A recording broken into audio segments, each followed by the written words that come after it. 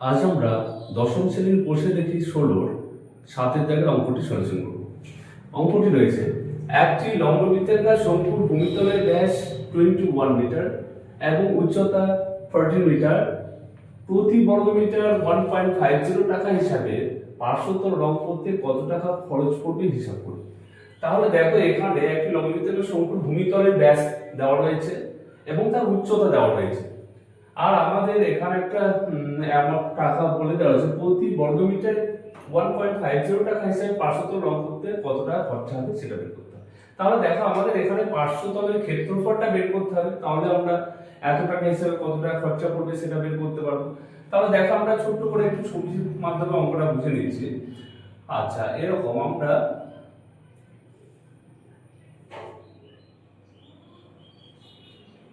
এটা হচ্ছে ভূমি, এইটুকু হচ্ছে ব্যাস, আর এখান থেকে যদি আমরা এটাকে যোগ করে দিই, এখান থেকে এইটাকে ব্যাসের সঙ্গে, আর এখানে যে বৃত্তের কেন্দ্র, নিচেটা একটা বৃত্ত, হ্যাঁ, তো দেখো বৃত্তের কেন্দ্র সঙ্গে যদি যোগ করি তাহলে লম্ব। তাহলে এটা দেখো লম্ব হয়ে গেল। লম্ব এখানে বলে দিয়েছে কত, দেখো 14 মিটার বলে দিয়েছে লম্ব। তাহলে এখানে লম্ব আমরা লিখে নিলাম 14 মিটার। এইচ হচ্ছে 14 মিটার। আর এখানে ব্যাস বলে দেওয়া রয়েছে, ভূমিতলের ব্যাস বলে দেওয়া রয়েছে, মানে এইখান থেকে এইটুকু টোটালটা হচ্ছে কত। আচ্ছা, এই এই টোটালটা হচ্ছে তোমার ব্যাস হচ্ছে, আচ্ছা 14 মিটার লিখে দিচ্ছি, 14 মিটার, সরি 21 মিটার। তাহলে 21 মিটার ব্যাস, আর তোমার 21 মিটার ব্যাস, আর এখানে উচ্চতা h 14 মিটার বলে দেওয়া হয়েছে। আর আমার এখানে দেখো, এখানে যদি আমরা পার্শ্বতল রং করতে কত খরচা হবে বের করি, তাহলে পার্শ্বতলের ক্ষেত্রফল প্রথমত বের করতে হবে।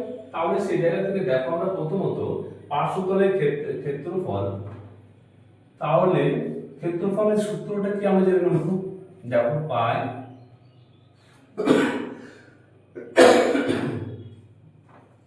পার্শ্বতলের ক্ষেত্রফল আমরা জানি,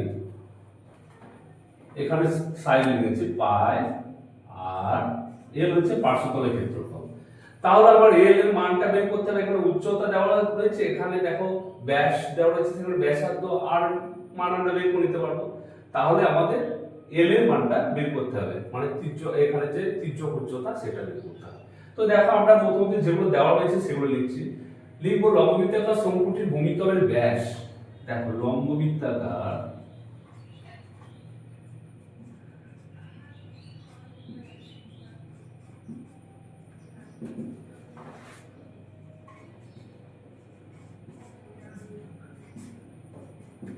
শঙ্কুটির ভূমিতলের ব্যাস সমান 21 মিটার। এবার দেখো ব্যাসার্ধ, তাহলে ব্যাসার্ধ কি হবে, ব্যাসার্ধ সমান 21/2 সমান হচ্ছে 10.5, 21 এর অর্ধেক হচ্ছে 10.5, তাহলে 10.5 মিটার। আবার দেখো, উচ্চতা দেওয়া রয়েছে, এবং উচ্চতা h সমান ব্যাসার্ধ, যখন আমরা ছোট হাতের r দিতে পারি, ছোট হাতের r সমান এত, h সমান হচ্ছে 14 মিটার। এবার দেখো, দুটি বিষয় আমরা জানি, ব্যাসার্ধ জানি আর উচ্চতা জানি। আমরা সূত্র, সেখান থেকে তির্যক উচ্চতা বের করার সূত্রটা আমরা জানি, যে শঙ্কুটির তির্যক উচ্চতা, এখানে লিখছি তির্যক উচ্চতা, অতএব তির্যক উচ্চতা এল সমান কি হয় না, উচ্চতা স্কয়ার প্লাস হচ্ছে √ উচ্চতা স্কয়ার। উচ্চতা কত এখানে 14 স্কয়ার প্লাস ব্যাসার্ধ স্কয়ার। ব্যাসার্ধ স্কয়ার কত, ব্যাসার্ধ রয়েছে 10.5 স্কয়ার।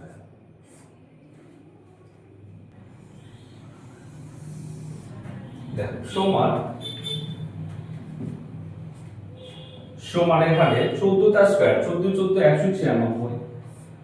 196 196 প্লাস এখানে হবে তোমার x 10.5 ইনটু 10.5 আমরা গুণ করব সাইডে গুণ করি 10.5 10.5 আচ্ছা 10.5 টা স্কয়ার মানে 10.5 ইনটু 10.5 তাহলে আমরা গুণটা করে নিচ্ছি দেখো 10.5 ইনটু 10.5 গুণ করলে হবে আচ্ছা তো 5 5 এ 25 5 0 0 2 আর 5 এ 5 525 ইনটু 0 0 0 আর ইনটু 105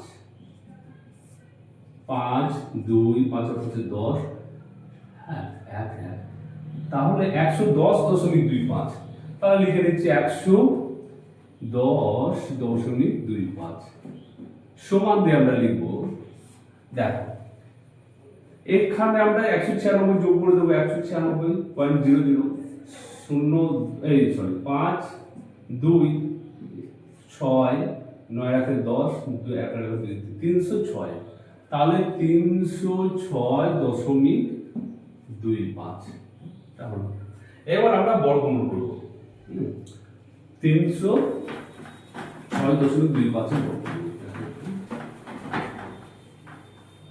তাহলে 306.25 বর্গমূল 306.25 দেখো এই দিক থেকে হ্যাঁ ডবল সংখ্যার মাথায় দাগ দেবো এখানে দাগ দিলে একটা সংখ্যা পড়ে আছে তাহলে এখানে দেখে একবার যে 1 1 1 এখানে 2 0 6 হলো 1 এর ডবল 2 এইবার আমরা কত দেব 7 6 6 6 36 আর 6 দিয়ে 12 12 আর 3 15 7 দিয়ে দেখি 7 7 49 আর 7 দিয়ে 14 15 16 17 7 দিয়ে যাবে তাহলে 7 দিয়ে দিলাম আমরা 7 7 49 7 দিয়ে 14 15 16 17 18 9 এর বয়স হলো 9 এর 7 এ 16 হাতটা পুরো 1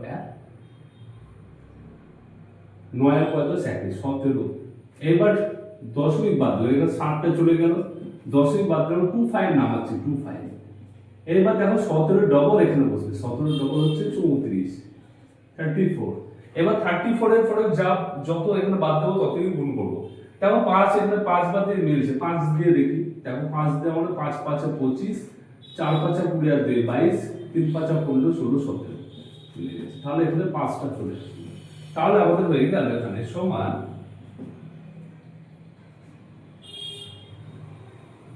সমান আমরা বর্গমূল করে নিলাম তাহলে রুট ওভার দেব না এখানে হচ্ছে 17.5 মিটার তাহলে আমরা তির্যক উচ্চতা পেয়ে গেলাম 17.5 মিটার আমাদের এই শঙ্কুটির তির্যক উচ্চতা অর্থাৎ এই যে এই তির্যক উচ্চতা রয়েছে সেটার মান আমরা পেয়ে গেলাম এবার দেখো আমরা বের করতে পারবো থাক একটু পরে যদি দরকার পড়ছে মুছে নেব তো দেখো এখানে এইবার আমরা শঙ্কুটির পার্শ্বতলের ক্ষেত্রফল যে পাই আর এল সেটা আমরা দিয়ে পার্শ্বতলের ক্ষেত্রফল বের করব অতএব আমরা লিখব শঙ্কুটির পার্শ্বতলের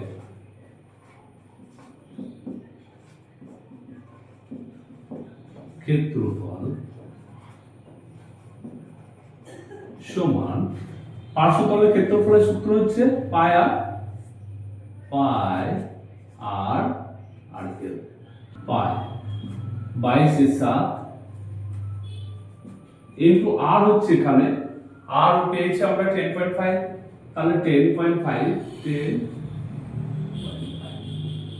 ইনটু এল এর মান কত পেলাম 17.5 তাহলে সমান আমরা লিখে নিচ্ছি 22 এর 7 ইনটু দশমিক তোলার জন্য এখানে 105 বাই কত হয়ে গেল নিচে 10 হয়ে যাবে তার কারণে একটা পদ দশমিক উঠিয়েছে এখানে দেখো 175 হয়ে গেল আর নিচে 10 এবার দেখো আমরা কাটাকাটি করে নেব 5 2 10 আর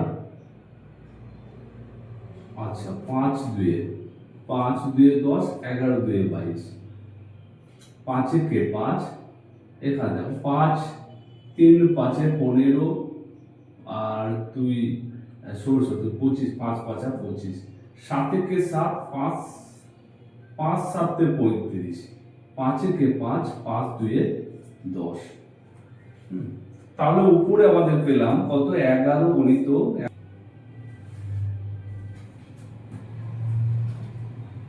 105 ইন্টু 11, তাহলে 105 ইন্টু 105, 5 5 1 1, তাহলে 1155 আমাদের হলো 1155/2। এবার আমরা ভাগটা করে নেবো। দেখো 1155কে 2 দিয়ে ভাগ করো, 1155কে 2 দিয়ে, দেখো 5 2 10, 1 15, 7 2 14, 1 15, 7 2 14, 1 0 মধ্যে 5 2 10 সমান আমরা পেলাম কত, 577.5 মিটার বর্গ মিটার। আচ্ছা দেখো এবার বলছে প্রতি বর্গ মিটার 1.50 টাকা হিসেবে পার্শ্বতল লম্বতে কত টাকা খরচা হিসাব করি। তাহলে আমাদের দেখো এবার আমরা পার্শ্বতলের ক্ষেত্রফল পেয়ে গেছি, সেই ক্ষেত্রফলকে প্রতি বর্গ মিটারের যে খরচ সেটাতে গুণ করলে আমরা পেয়ে যাবো।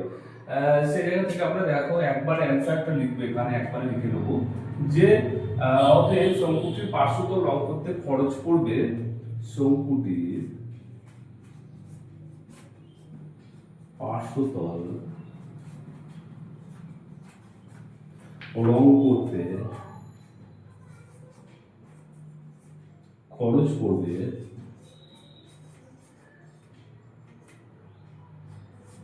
সমান কত, 577.5 ইন্টু 1.50, হ্যাঁ সমান আমরা লিখবো কত, সেটা গুণটা দেখো করে নিচ্ছি এখানে,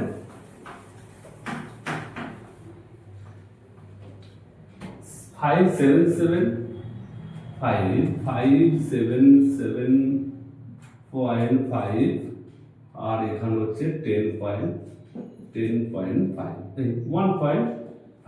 1.50, তাহলে 0 0 0 0 চারটে 0, আর এখানে দেখো 5 5 25 5, 5 7 35 36 37, আর 5 7 35 36 37 38, আর 5 5 25 26 27 28।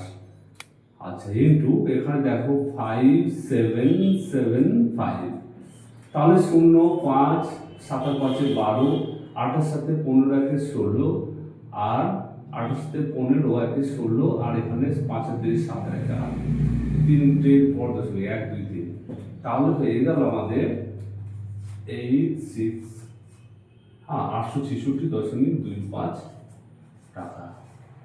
তাহলে শঙ্কুটির পার্শ্বতল রং করতে আমাদের 866.25 টাকা খরচ হবে।